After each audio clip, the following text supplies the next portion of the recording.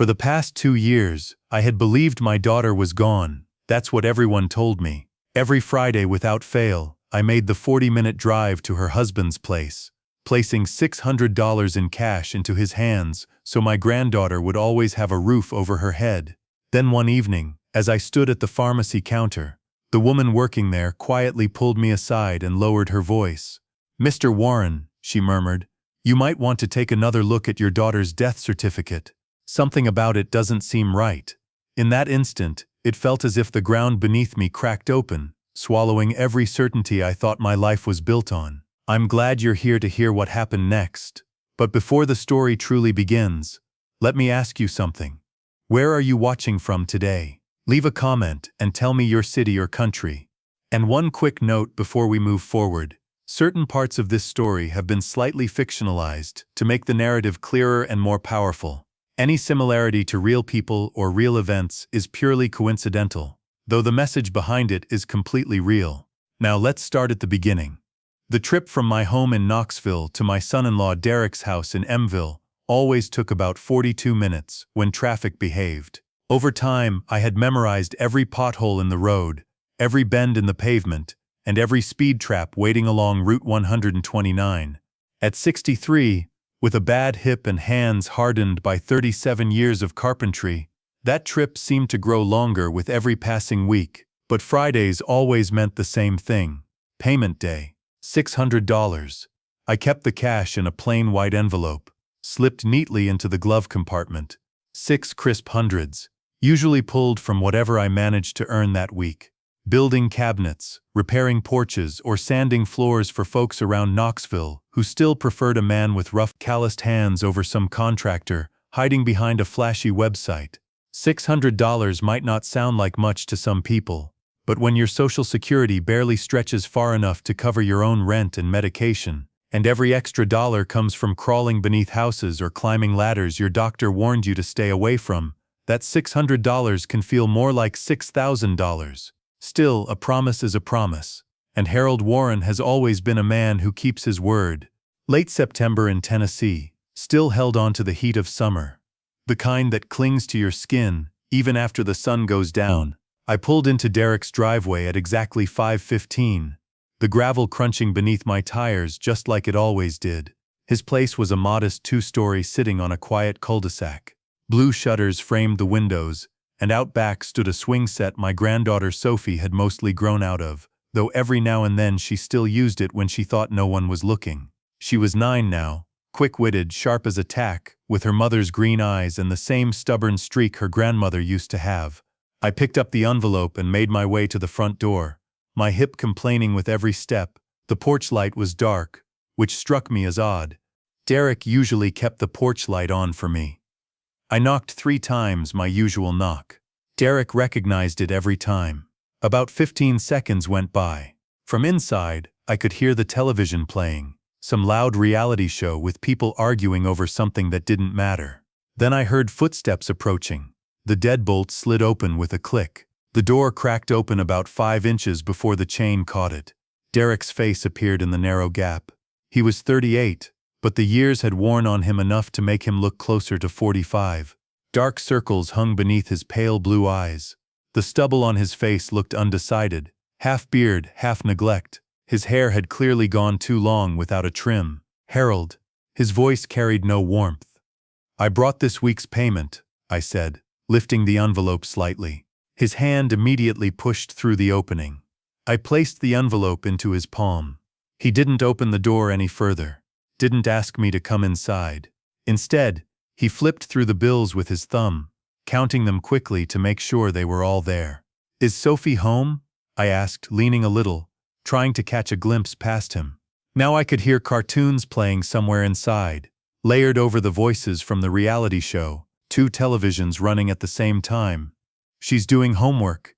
It was 5:15 on a Friday evening. No 9-year-old I knew was buried in homework at that hour. "I could just say hello," I suggested gently. "Haven't seen her in 2 weeks. She's got a lot going on, Harold. Tests are coming up." His eyes flicked past me toward the street, before returning again. "Look, I really do appreciate you keeping up with these payments. I mean that. But tonight's not a good time. Something in his tone made me hesitate. Not the usual distance. Derek had been withdrawn ever since my daughter Rachel died. Grief has a way of hollowing people out. But this felt different. Is everything all right? I asked carefully.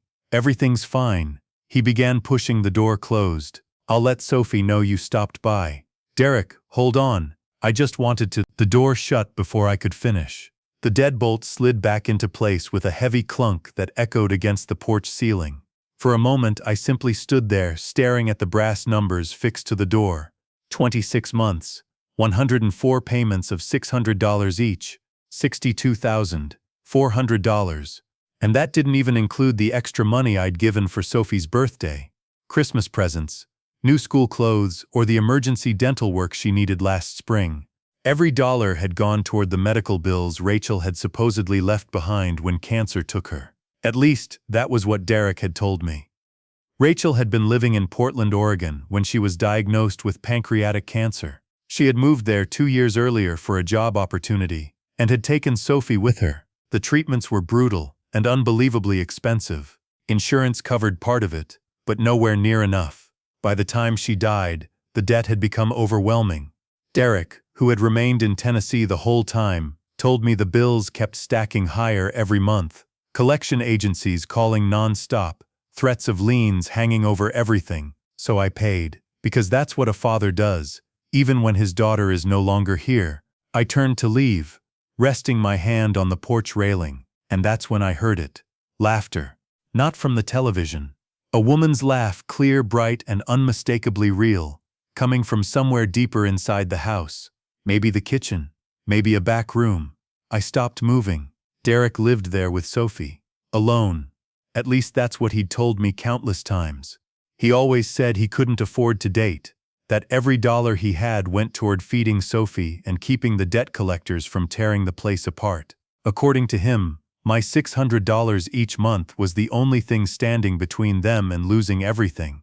Yet right now, there was a woman inside that house, laughing like she belonged there. I stood there on the porch, the late September heat clinging to my skin, and felt something inside me begin to shift. It wasn't anger, not yet. It was something colder, a slow tightening question that wrapped around my chest like a vice. The drive back home felt longer than it usually did. Maybe it was my hip acting up, or maybe it was the weight of the last 2 years settling heavier on my shoulders. By the time I reached my apartment complex, the sun had already slipped behind the Smoky Mountains, leaving the sky streaked with shades of copper and gray. Inside, the apartment was silent. It had been that way ever since Connie left. Not left like she walked away, left because the Lord took her. Pancreatic cancer, the very same disease that was supposed to have taken Rachel. The bitter coincidence had nearly broken me when it happened. I lowered myself into my recliner, the one Connie had chosen back at the furniture store in 2011. I still remembered her saying our old chair smelled like sawdust and stubbornness, and that it was finally time for something new. Her photograph rested on the end table where it had always been. Connie at 57, standing in our backyard garden, dirt on her knees and tall sunflowers rising behind her. She was laughing in that picture. She was almost always laughing. I made this week's payment, Connie, I said quietly to the empty room, 104 down. The photograph didn't answer. It never did. Connie passed away 14 months after Rachel. The doctors said it was her heart, an aortic aneurysm, sudden and unforgiving. I found her lying on the bathroom floor one Tuesday morning, still in her nightgown. The coffee maker was running in the kitchen. She had been about to start her day. But deep down, I knew the truth. Connie didn't just die from a medical condition. She died from grief. 14 months of crying herself to sleep. 14 months of staring at Rachel's childhood drawings still hanging on the refrigerator.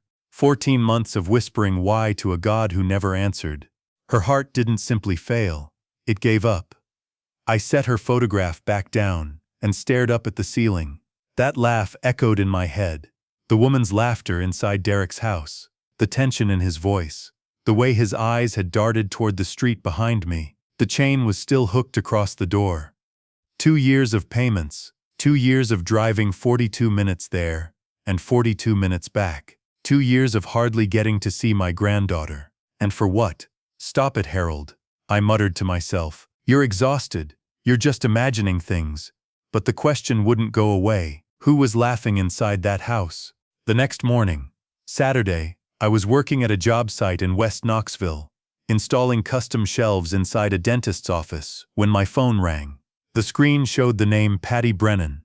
Patty worked as a pharmacist at the Walgreens on Chapman Highway. She had filled Connie's prescriptions for years, and after Connie passed, she sort of became a quiet guardian in my life. The kind of person who checked in on you without making it feel like pity. Harold, she said, her tone cautious, could you stop by the store today? There's something I need to show you. I finished installing the shelves around noon, collected the $300 the dentist owed me, and headed straight for Walgreens. Patty was already waiting behind the counter when I arrived. She was 55, round-faced, with a pair of reading glasses that always seemed to rest on top of her forehead. 28 years as a pharmacist had given her the kind of observant eyes that rarely missed a detail. Come to the back, she said quietly. The break room. No one's in there. We sat down at a small table cluttered with coffee cups and stacks of pharmaceutical magazines. Patty reached into her bag, pulled out a manila folder, and placed it gently between us. I want to start by saying I might be mistaken, she said slowly. But you mean a lot to me, Harold. And something's been bothering me for months. What is it? I asked. Patty opened the folder. Inside was a printed sheet from what looked like an online database. Rows of names, dates, and certificate numbers. 3 months ago, she said, a woman came in to pick up a prescription for Sophie Pruitt, Derek's daughter. She told us she was Sophie's mother. I felt the entire room tilt beneath me. That's not possible. Rachel is dead.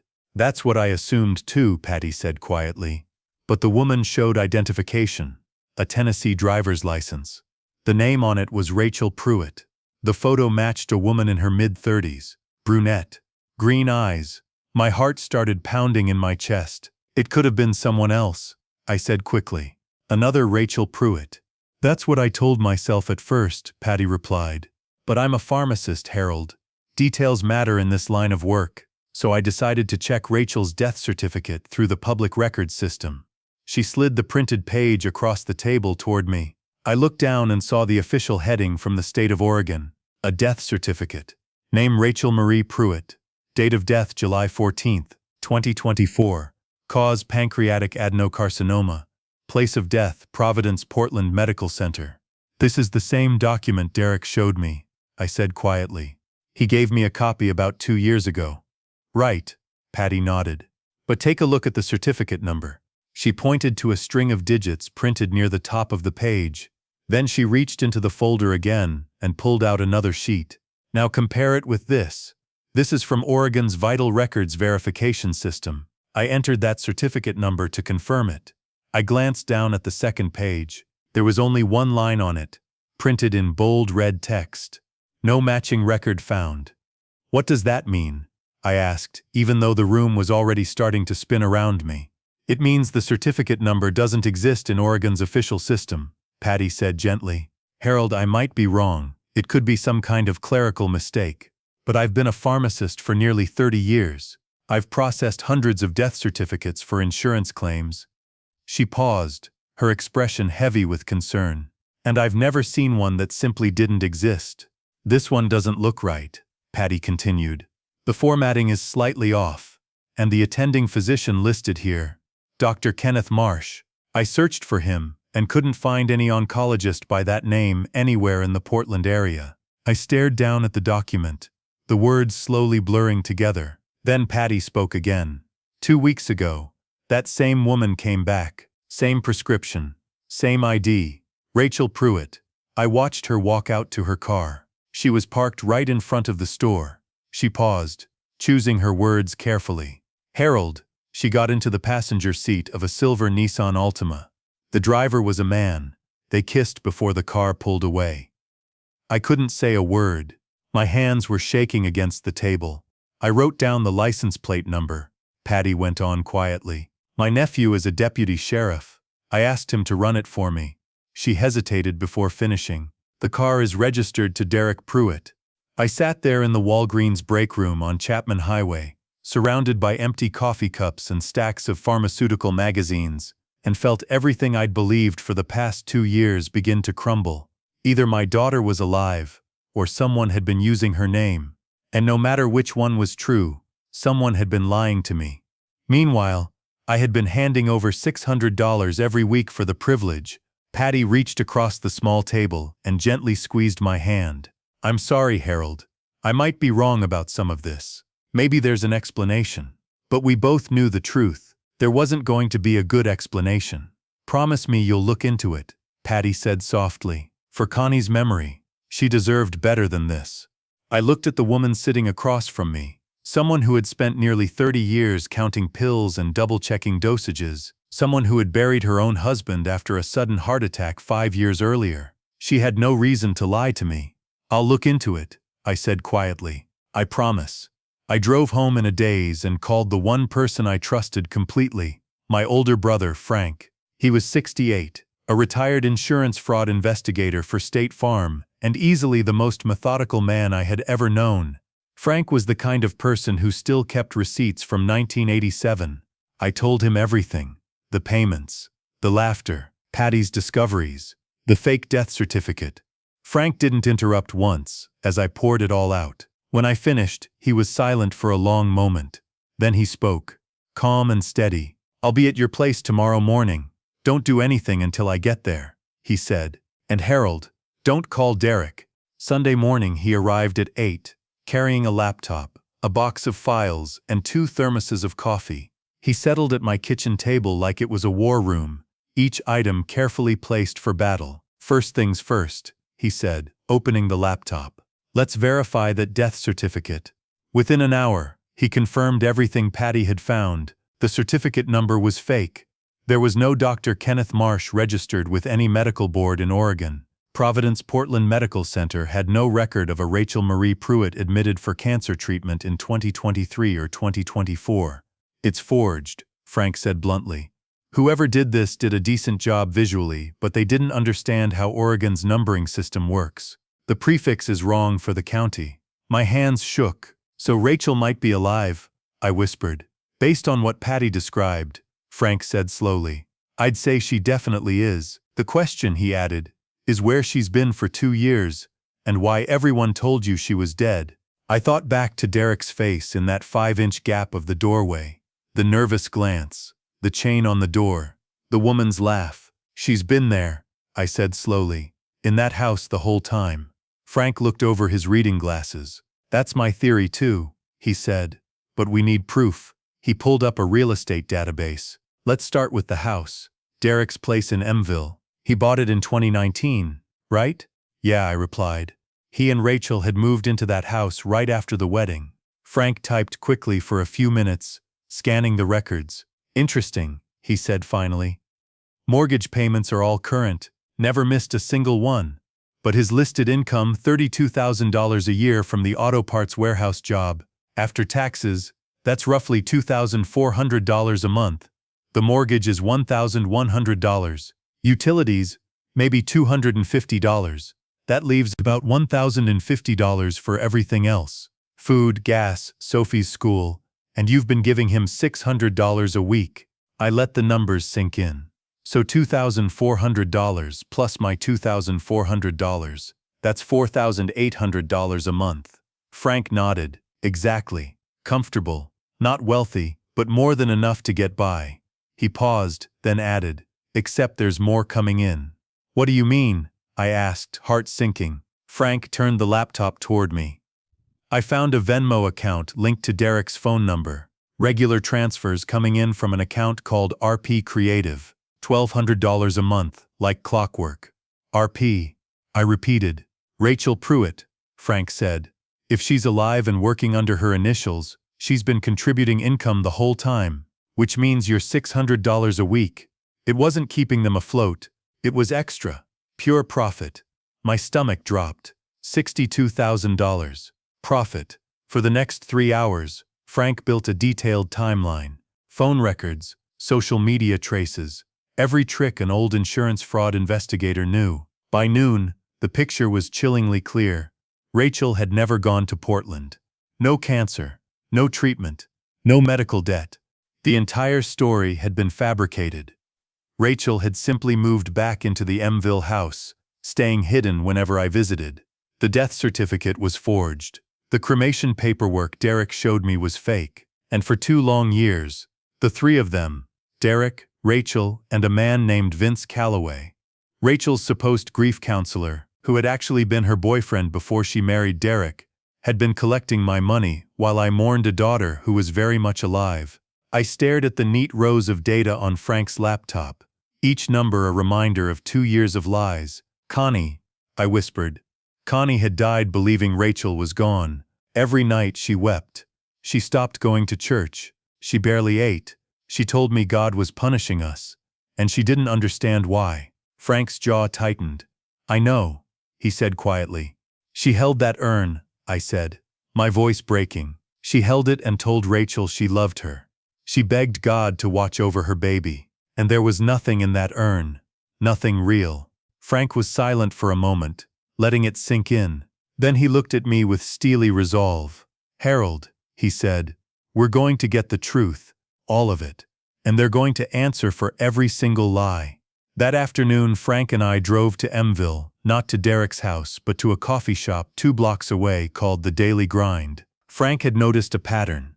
Every Sunday at 2 p.m., Derek left the house alone.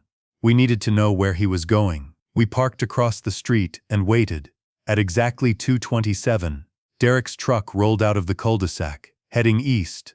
Frank followed at a safe distance. Derek drove for 20 minutes to a storage unit facility on the outskirts of Alcoa, Unit 47. He backed his truck up to the unit, rolled up the metal door, and went inside. We parked about 50 yards away. Frank had the binoculars. What's he doing? I whispered. Loading boxes, Frank said. Clothes, kitchen items, books. They're packing. I swallowed hard. They're getting ready to leave. Frank lowered the binoculars. That would make sense. If you're running a scam, you don't stick around forever. They'd been bleeding me dry for 2 years. Maybe they'd hit their target and it was time to vanish. My chest tightened. Sophie. If they left, I'd lose her too. We watched Derek load 6 boxes into his truck, then lock the unit and drive back toward Mville. Frank didn't follow this time. Instead, he got out of the car and walked to Unit 47. What are you doing? I hissed. Frank inspected the lock, then pulled out his phone and photographed the unit number, the facility name, and the security camera placements. Evidence, he said simply. We're going to need it. That evening, Frank hacked into the storage facility's rental records. Unit 47 was leased under the name Vincent Calloway. Vince, the grief counselor. Using a contact from his State Farm days, Frank cross-checked Vince's name against airline databases. What he found made my blood run cold. 3 one-way tickets to Cancun, Mexico, departing October 15th from McGill-Tyson Airport. Passengers, Vincent Calloway, Rachel M. Pruitt, Derek A. Pruitt. 3 tickets, I whispered. Not 4. Frank's face was grim. No ticket for Sophie, I said, my voice barely audible. They're leaving her behind. That's what it looks like, Frank said. 3 adults. No child. I closed my eyes. My granddaughter, 9 years old, Frank reminded me. They were going to abandon her, I whispered. When do they leave? I asked. 12 days, Frank replied. October 15th. I opened my eyes and clenched my fists. 12 days to stop them. Before I tell you what happened next, I need you to do something for me. Comment, I'm still here if you're listening. That's all 3 simple words. Let me know you haven't left. Because what I'm about to share is the hardest part of this entire story. This is when the lies finally shattered completely. And a quick note, some fictional elements have been added for storytelling and educational purposes. Not every detail is strictly factual. If that bothers you, feel free to stop now. But if you want to know what really happened, keep reading. Frank spent the next week putting together a case so airtight that even the craftiest lawyer wouldn't find a way out. He reached out to a friend at the Blount County Sheriff's Office, Detective Angela Reeves. Sharp, meticulous, and with zero tolerance for fraud, she agreed to help. We laid everything on her desk: the fake death certificate, the forged cremation papers, the financial trail, the storage unit, the plane tickets, The Venmo transfers, Derek's account activity, even Rachel's driver's license, which she had renewed just 6 months earlier at the Mville DMV while she was supposedly dead. Detective Reeves examined every piece of evidence. Then she looked up at me across the desk. "Mr. Warren," she asked quietly, "how long have you been paying?" 2 years, I said, my voice barely steady. $62,000. Maybe more if you include the extras. She nodded slowly. "We're going to get your money back, and we're going to make sure your granddaughter is safe." October 14th, the day before the flight arrived. Frank and I sat inside Detective Reeves' unmarked car, parked across from Derek's house. 2 patrol cars waited just around the corner. My hands shook, not from fear, but from something heavier, something raw and deep. At 6:32 a.m., a silver Nissan Altima rolled into the driveway.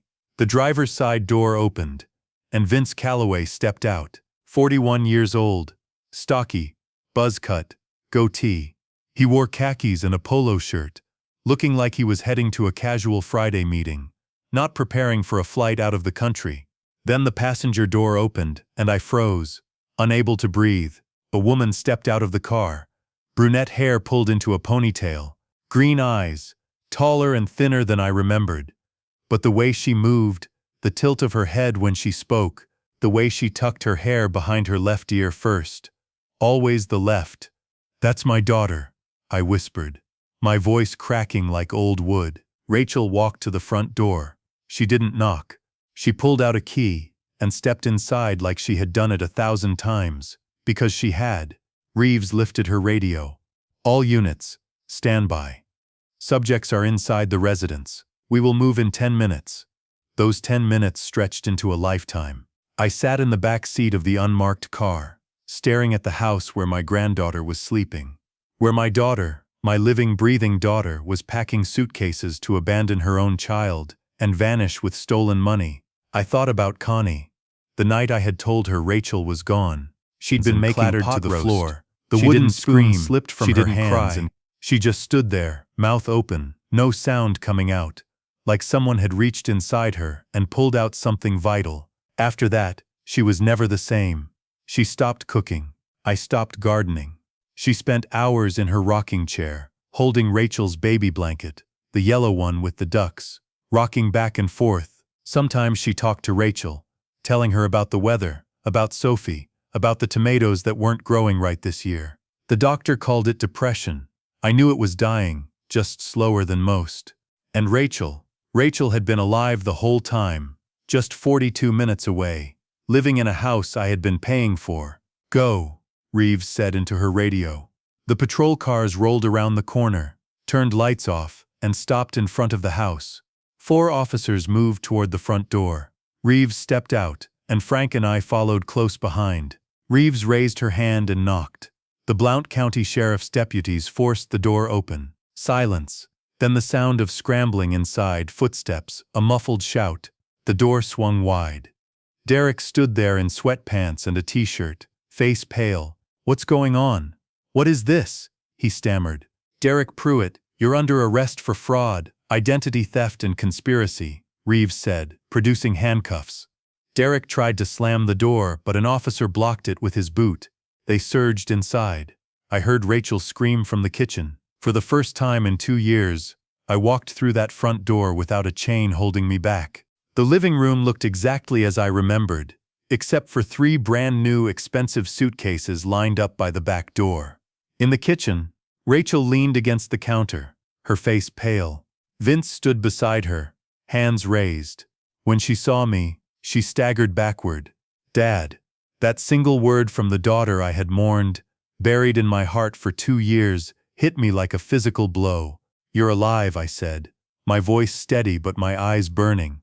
"You've been alive this whole time." "I can explain," she sobbed. "Please, let me explain." "Explain what?" I stepped closer. "Explain why you let your mother die thinking you were gone. Explain why you watched me hand Derek $600 every Friday while you hid in the back bedroom." Rachel's face crumbled. "Mom, is Mom okay?" The room went quiet. Even the officers froze. "Your mother is dead, Rachel," I said, each word cutting like glass. She died 14 months after you did. Except you didn't die, I said, my voice shaking. She did for real. Her heart gave out. The doctors called it an aneurysm. I call it grief. She spent 14 months crying over you, talking to your urn, begging God to watch over you, and you were right here. Rachel's knees buckled. She grabbed the counter to keep from falling. No, that's not, nobody told me. Nobody told you, she stammered. I raised my voice, trembling with anger. You faked your own death, Rachel. You cut us off. You disappeared. How was anyone supposed to tell you anything? Vince stepped forward cautiously. Mr. Warren, maybe we should all. I turned on him. You helped her do this. You forged the death certificate. You played the grief counselor. You sat in my living room and told me how sorry you were for my loss, while my daughter was alive and well. Vince fell silent. Detective Reeves stepped in, voice firm. Rachel Pruitt, Vincent Calloway, you're both under arrest. She read them their rights as officers cuffed them. Rachel sobbed uncontrollably. Derek stayed silent, staring at the floor. Vince kept repeating that he wanted a lawyer. Then a small voice came from the hallway. Grandpa. I turned. Sophie stood at the top of the stairs in her pajamas, hair messy, eyes wide and confused. Hey, sweetheart, I said, my voice breaking. Come here. She ran down the stairs and threw her arms around me. I held her tighter than I ever had, breathing in the scent of strawberry shampoo and sleep. Why are the police here? She whispered. Is Daddy in trouble? I knelt to be eye level with her and gently brushed the hair from her face. Everything's going to be okay, Sophie, I whispered, holding her tight. I'm here. I'm not going anywhere. She peeked past me at her mother in handcuffs. Mommy. Rachel couldn't see her daughter's eyes. She just shook her head, tears streaking her face, as the officer led her out the front door. I carried Sophie to the living room. She buried her face in my shoulder. I sat down on the couch and held her while the officers finished securing the house. Frank appeared beside me. He didn't say a word. He simply placed a steady hand on my shoulder, solid, unmovable, the way he had been my entire life. 4 months later, the courtroom was packed. I sat in the front row, Sophie's hand clutched in mine, Frank at our side. Today, Judge Robert Harding would review the final documents. Derek, Rachel, and Vince sat at the defense table with their attorneys, looking smaller than I had ever seen them. Rachel received 8 years for fraud, conspiracy, and identity theft. She sobbed as the sentence was read. Derek was sentenced to 6 years for conspiracy, fraud, and theft. He stared at his hands and said nothing. Vince Calloway received 7 years for document forgery, conspiracy, and fraud, and was ordered to pay restitution. Together they were required to repay every cent I had given them, $62,400. Seized assets, including the house, the storage unit, and Vince's accounts, covered most of it. I was granted full custody of Sophie. In the hallway afterward, Rachel asked to speak to me. The bailiff allowed it, standing close by. Dad, she said through tears, I'm sorry. I'm so sorry. I didn't know about Mom. I swear I didn't know. I looked at my daughter, the little girl who had built birdhouses with me in the garage, the teenager who argued with me about curfews, the woman I had mourned for 2 years. I believe you didn't know about your mother, I said quietly. But you chose to let us suffer. You chose money over your family. You chose to let a 9-year-old girl believe her mother was dead, I said quietly. I'll forgive you, Rachel, because holding on to anger won't bring Connie back, and it won't help Sophie. But forgiveness doesn't erase consequences. You're going to serve your time, and when you get out, you'll have to earn your way back into Sophie's life. That's not my choice, that's hers. Rachel nodded, wiping her face. Will you bring her to visit me? She asked. I paused, thinking carefully. Maybe, after some time, after you've shown her you've changed. The bailiff led her away. She glanced back once. I didn't wave, but I didn't look away either. Outside, Sophie waited on a bench with Frank. I sat down beside her. She leaned against me. Grandpa, is Mommy going to be okay? She asked softly.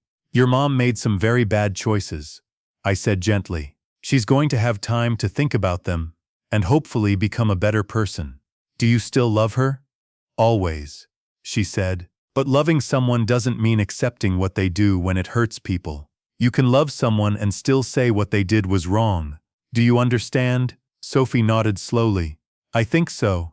Good, I said, squeezing her hand. Now let's go home. 3 months later, the court-ordered restitution arrived. I sat at my kitchen table, staring at the check, $62,400. I pulled out a notepad and started planning. House repairs and Sophie's bedroom renovation, $15,000. She deserved a room that felt like hers, with bookshelves, a desk, and paint colors she chose herself. Education trust fund, $30,000. Locked until she turned 18, college, trade school, whatever she wanted. Emergency savings, $10,000. Because life doesn't care about your plans. Workshop equipment, $7,400. I was reopening my carpentry shop in the garage properly this time, with good tools and proper ventilation. I looked over the list and felt a shift in my chest. Connie would have approved. She'd always been the practical one. 2 weeks later, Sophie and I stood in the garage, surrounded by sawdust and the scent of fresh pine. I handed her a small hand plane. Okay, sweetheart, I said. Let me show you how to smooth a board without taking off too much. Her face lit up. You're really going to teach me? For real, I said. This is what I used to do with your mom when she was your age. And someday, if you want it, this shop is yours. She grinned and bent over the workbench, tongue poking out the corner of her mouth in concentration. I guided her hands, showing her the angle, the pressure, the rhythm. She was a natural. On Sunday afternoon, Sophie and I drove to Greenwood Cemetery. We walked to Connie's grave, carrying a jar of wildflowers from the backyard garden. Connie's garden, Sophie said. She'd been helping me tend it. The sunflowers were finally growing right again. I knelt and placed the flowers on the headstone. Connie, I said quietly, it's over. Rachel's alive. She's paying for what she did. Sophie is safe. She's with me now. I kept my promise. Sophie knelt beside me. Grandpa, do you think Grandma knows? I looked at her. This brave, kind girl who'd weathered more storms than any 9-year-old should. I think she knows, sweetheart. I think she's proud of you. Sophie smiled. I'm going to grow her sunflowers every year, so she always has flowers. My throat tightened. That's a beautiful idea, Sophie. That evening we sat on the front porch of my apartment, watching the sun sink behind the Smoky Mountains. The sky turned orange and gold, the kind of sunset Connie used to call God's watercolors. Grandpa, Sophie said softly, is everything going to be normal now? I looked down at her. We're going to build our own kind of normal, just you and me. She leaned against my shoulder, small, warm, and trusting. That sounds good, she said. I wrapped my arm around her. I had lost my wife. I had lost my daughter in more ways than one. I had lost 2 years and $62,000 to a lie. But I still had this girl, and that was everything. That night, I tucked Sophie into bed. Her eyes were heavy, almost asleep, her stuffed rabbit tucked under her chin. Grandpa, she murmured, what's the most important thing in life? I thought about Connie, about Rachel, about the long drives down Route 129 with an envelope in the glove compartment, about Patty at the pharmacy counter who cared enough to speak up, about Frank who dropped everything to help his brother. And I knew the answer.